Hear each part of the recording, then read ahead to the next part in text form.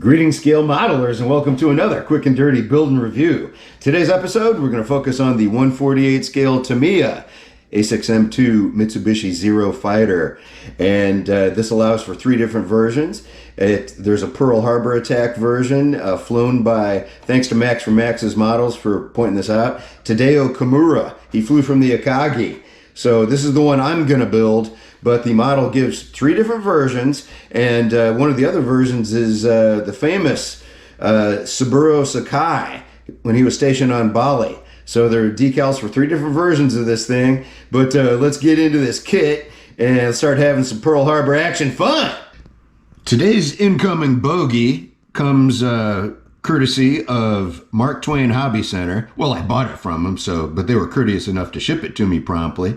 And they are an eBay reseller, which is how it came to me. But Mark Twain Hobby Center also happens to have a lavish website, and boy, do they have selection. They got radio control, model railroad, slot cars, along with a wide selection of models. And what's great about these shops, like this one in J-Bar, every single one of them's got something the other guys probably don't. And so this would just be a fun one to add to your bookmarks. Mark Twain Hobby Center, St. Charles, Missouri, suburban St. Louis. These guys do business quick. They're good people. Check them out. I almost forgot to wash the plastic parts before priming them, and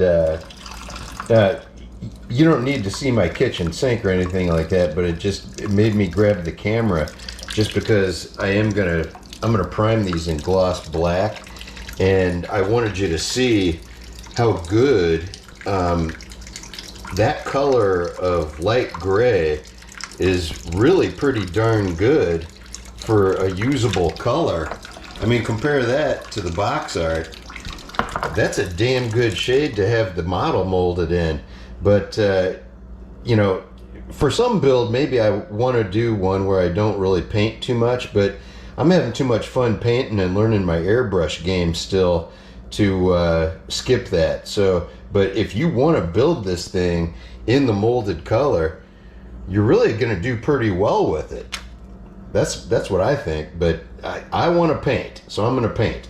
Part A18, which goes on both sides, that was one of the more challenging things to get situated on there just because it's so tiny.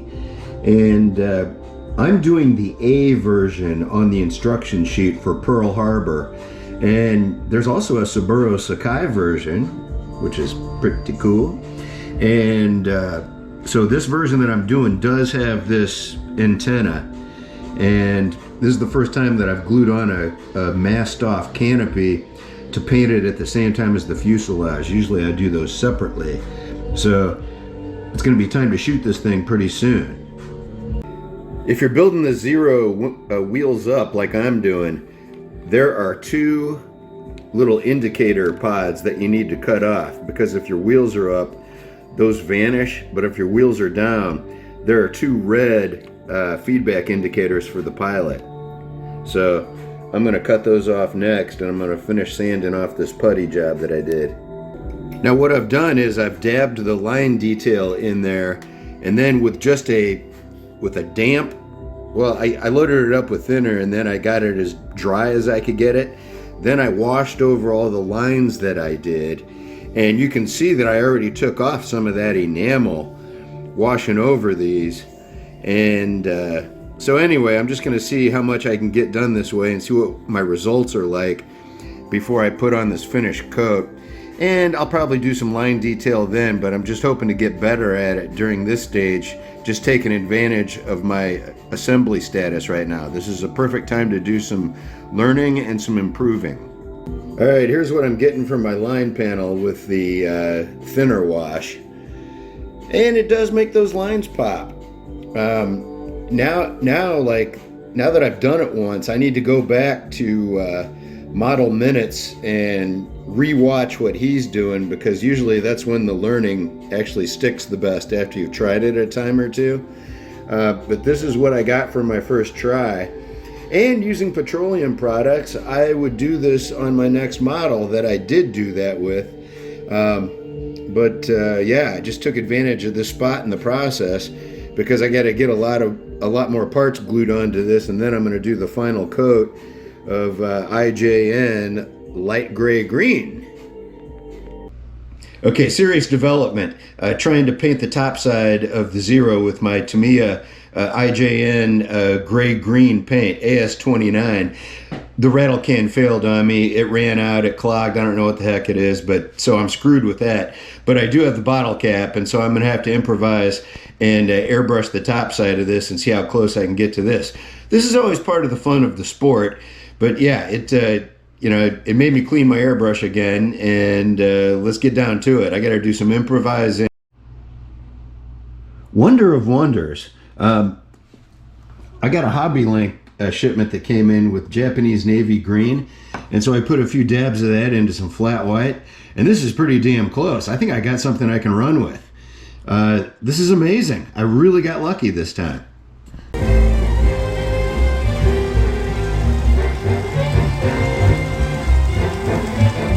I shot the fuselage with Krylon gloss clear coat, and I just peeled the masking tape off the canopy, and I'm as happy with that as I could possibly be.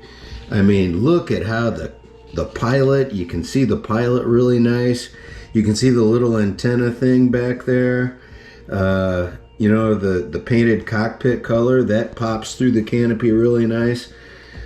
This is, I mean, when the rattle can went dead today, I thought I was screwed. And like on my first try, I mixed up a really good match.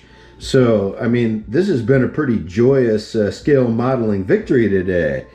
On Memorial Day weekend, it makes me want to watch some Tora. With model building, there can be, you know, seeming contradictions where, you know, you could have like a rough looking butt joint and have it turn out just fine when you eyeball it out. You know, like AMT models from the 70s remind me of that.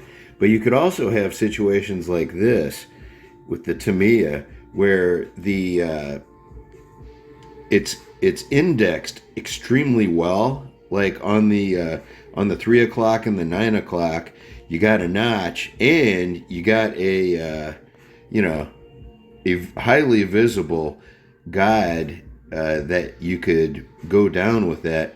But even with all these good indexing factors, like look at that, like right at 12 noon is the that outer part, that outer silver part. So that tells you exactly how you should be lined up. So this should be like as foolproof as possible. And this is more temperamental and like prone to not to settle down into a spot that's out of alignment. Even with all of these advantages built into it, this thing still doesn't, it's really tough to get this on straight. So there are just contradictions in things sometimes, you know? Like the under-engineered thing can turn out perfect, and these highly well-engineered things can still be a big pain in the butt. Now, I got busy having fun with other aspects of the Pearl Harbor diorama, and in a moment of zen, the A6M called out to me to finish the exhaust ports, those little silver pieces down there that I had left in my little red Solo parts cup.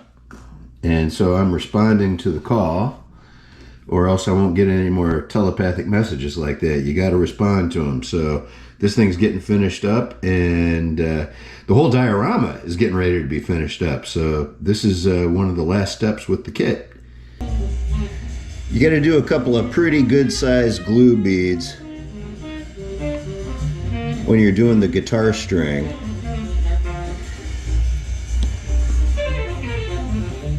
It's not often I try doing this live, but here I am, like Evel Knievel, always daring, always improving, always dropping the fucking guitar string.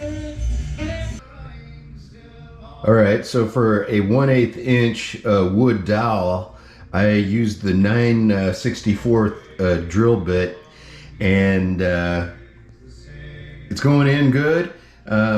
You probably want to go a little thicker if you go with a bigger model than a 148. This one's flexing a little bit, but it's working great. And this model looks good, and this is one of the quickest builds I've ever had. And this is pretty much a looker. This is sharp. In review, the Tamiya 48 scale Mitsubishi Zero Fighter. It's dreamy to build. You know how Tamiya is. I mean, the parts go together great. I mean, it's modern tooling. And, you know, is it more fun than building a retro vintage Monogram or Revell? To me, no. It's a different kind of fun.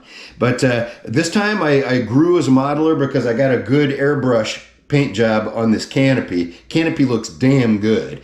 And my guitar string rigging job also looks damn good. So this was a whole lot of fun. And this has been another quick and dirty build and review. And I thank you for watching.